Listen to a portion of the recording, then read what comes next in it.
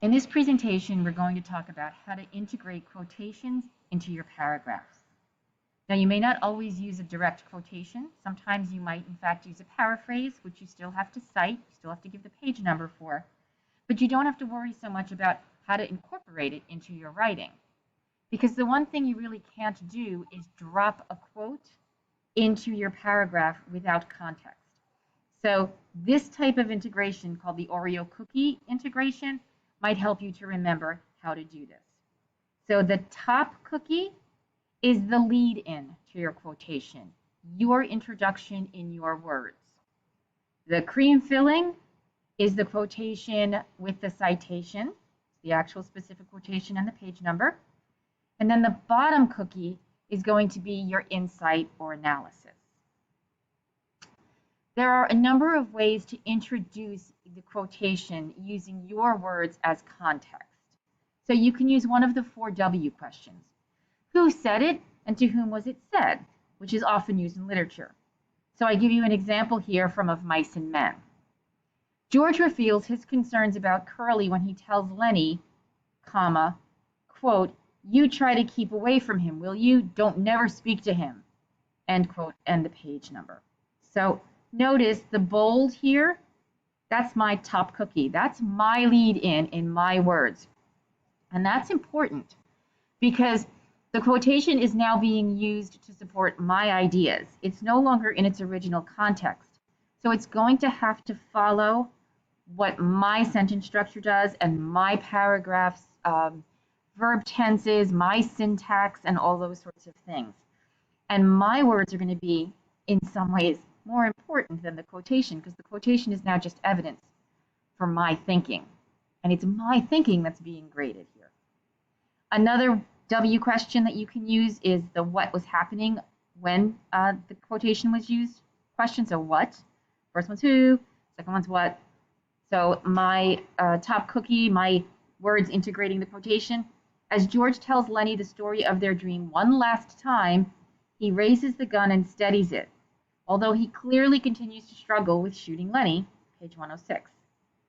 A couple of things you might notice there. The bolded part, my words leading into my quotation. I don't just drop the quotation in as if it were its own sentence and say raises the gun and steadies it and then leave it on its own. That won't work. But in the original story, past tense was used. It was raised the gun and steadied it. When you're writing about literature, though, you have to use the present tense. It's called the universal present. So in order to make the quotation fit my verb tense, my sentence structure, I have to change it. Anything you have to change so that it reflects and makes sense in your sentence, you put in square brackets. So that way your reader knows, okay, so that wasn't the original word used there or the original verb tense. The author had to change it so that it would make sense in her sentence. You can also see here that I put partly quote and partly paraphrase, and I still cited the page number. You can also answer the where or when was the quotation used. So after Curly confronts Lenny during their first meeting, George expresses his frustration, stating that Lenny didn't do nothing to Curly.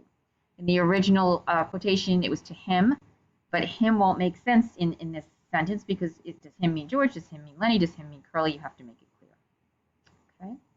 I don't have an example for the last one. That's more to do with nonfiction, social studies, sociology, the hard sciences.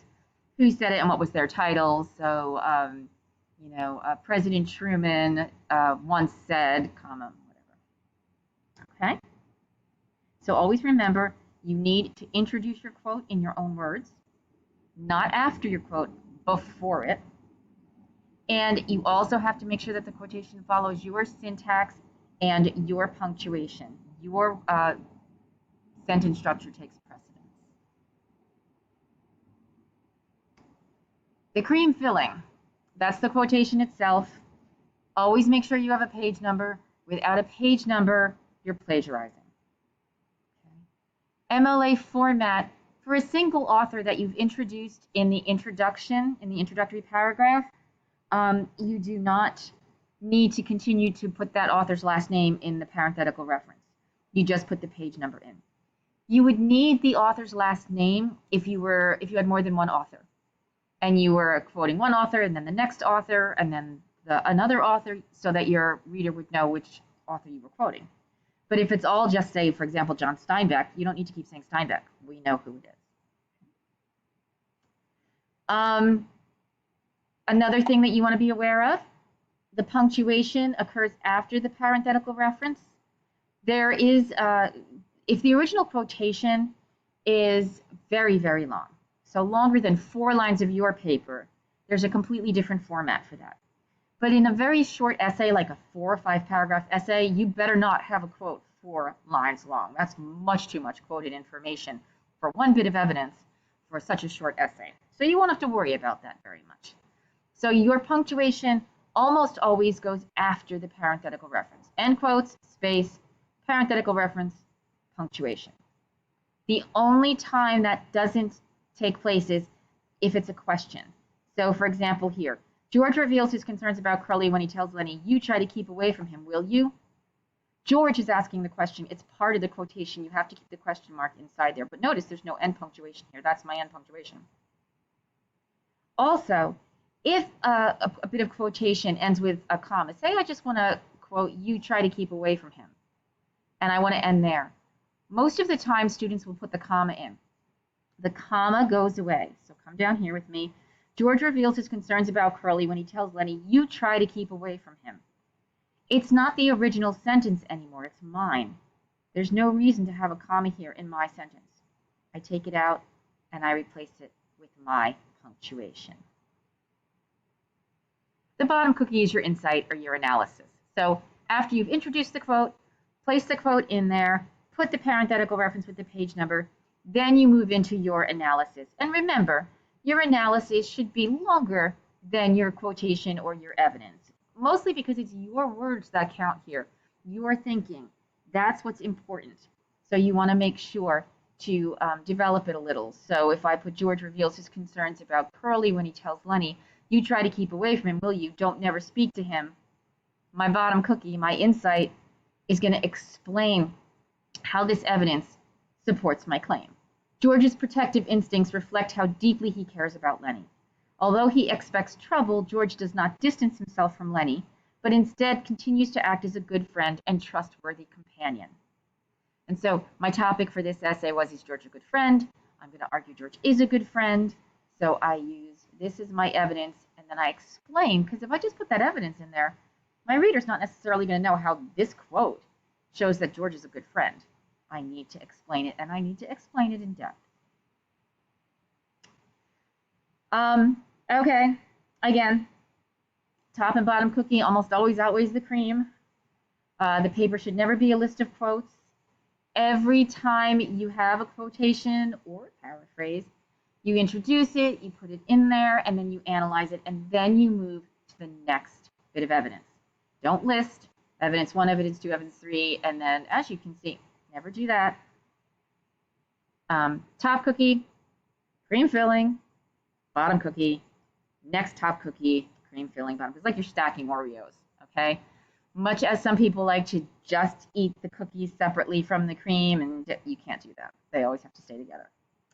The last thing that you might need to be aware of, you always want to avoid first person singular pronouns, I, me, you, in formal essays like this.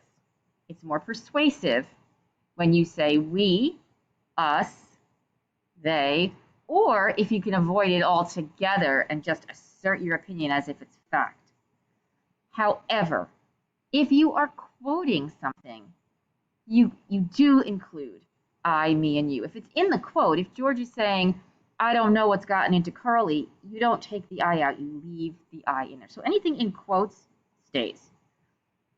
But in your own parts of the writing, you should not be using I, me, and you. So what you do next. Next step, you're going to revise. And then after you revise, you're going to edit. And those things happen before submission.